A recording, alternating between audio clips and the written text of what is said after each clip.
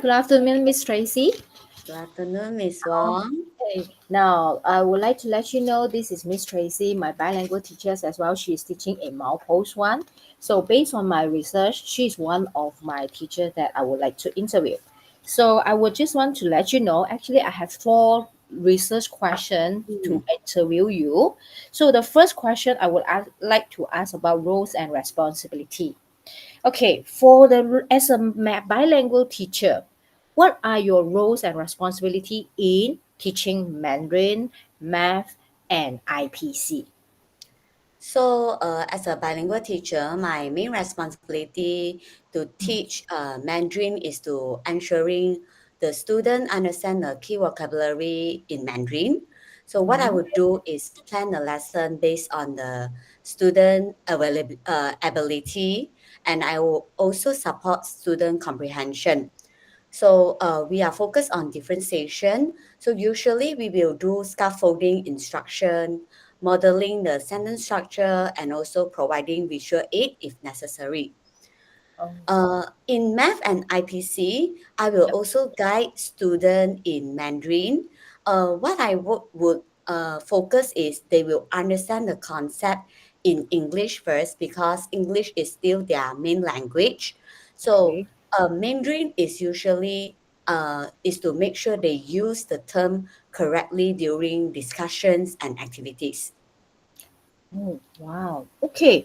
So how do you carry out these responsibilities in daily classroom Uh, practice? be- Because I'm teaching year one, so the strategy that I use is usually word bank. Most of Oh, them still cannot write, and we are not ready for the spelling test yet. So mm-hmm. when they are writing a sentence, I will provide the word bank.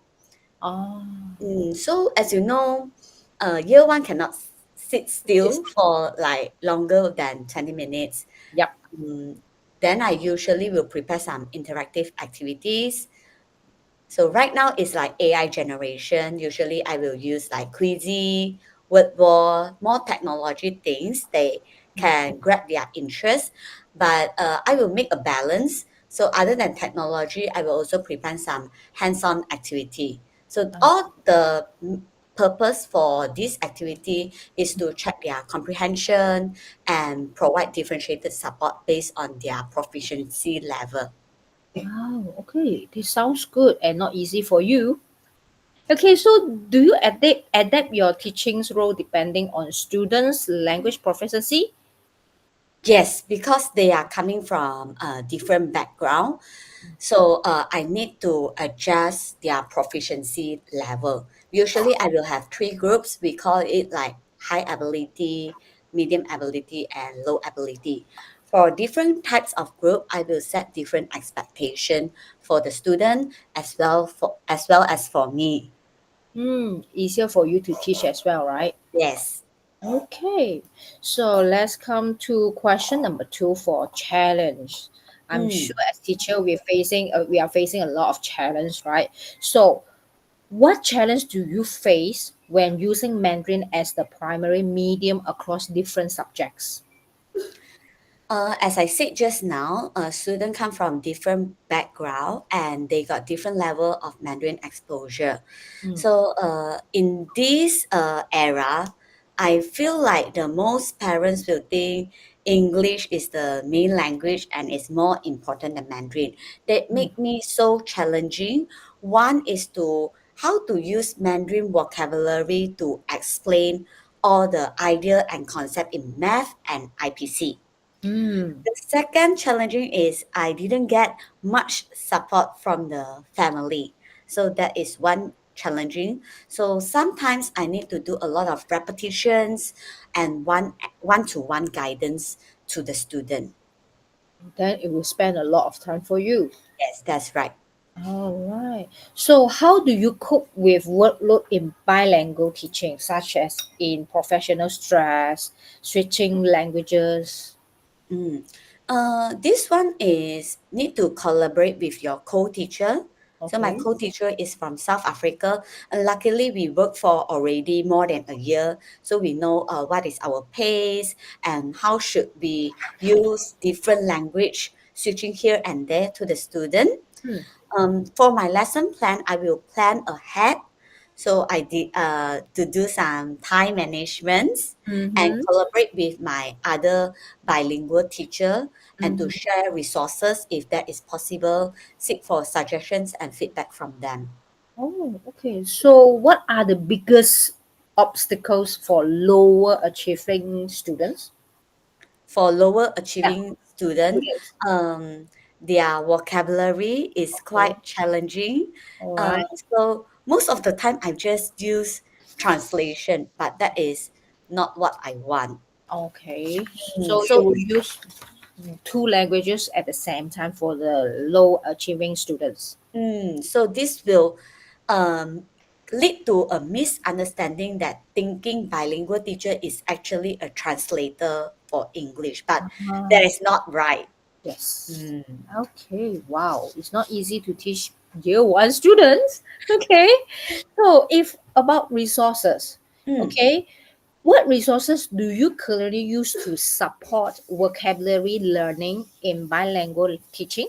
Besides what you have mentioned about the platform?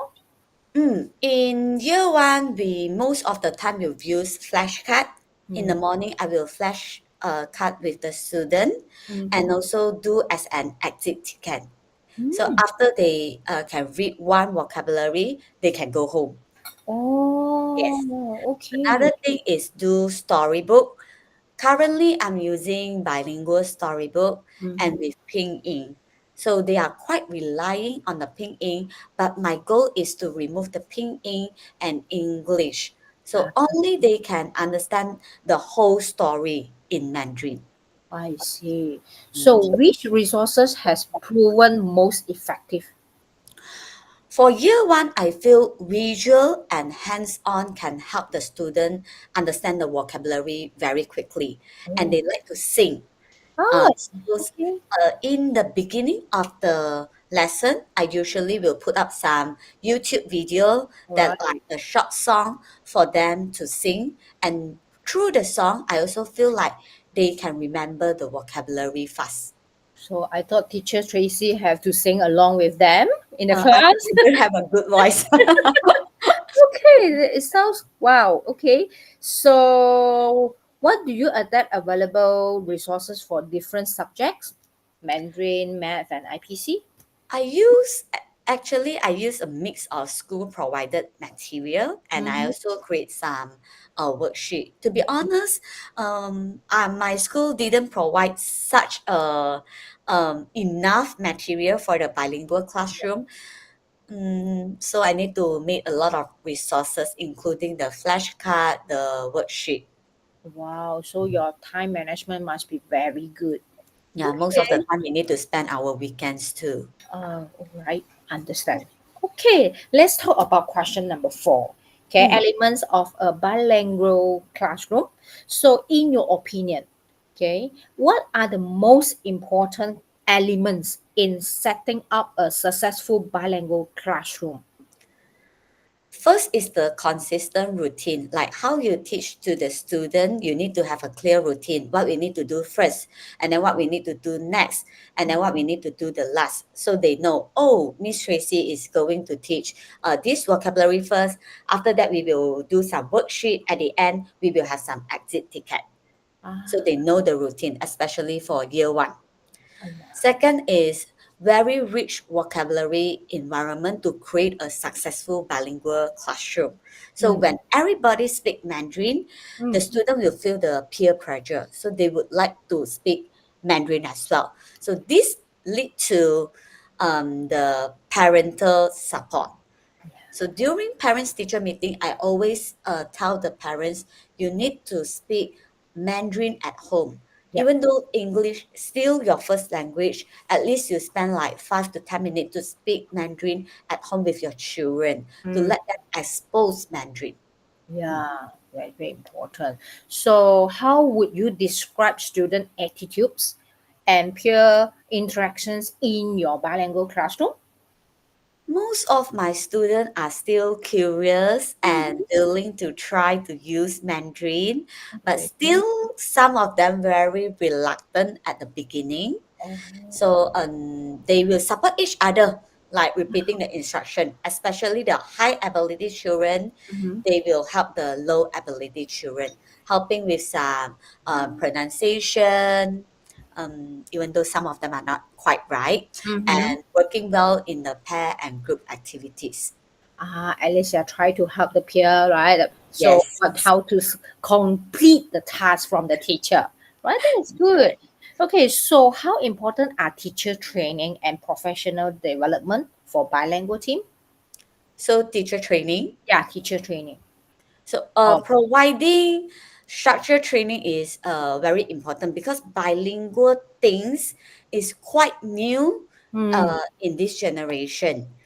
Usually they are using the English as a main language. Yeah, So we still don't know how to collaborate with other co-teacher. right. Mm. Not easy, right? Yes, not easy. And how to, when I am talking, what my co-teacher should do. That is also what I hope the school can provide a training for us. Mm, Where can we get the material? And based on the rubrics, do we have our own rubrics or we should standardize it? That's the thing. So mm. that's a lot of confusion that we need to clarify. Okay. Wow, it really sounds challenging for bilingual teachers. So, wow, I have learned something from Miss Tracy now, and I know what is the challenge and what kind of elements we should have for the bilingual class. Thank you for your time. Thank you. See you. Bye. See you. Where to stop here? Stop.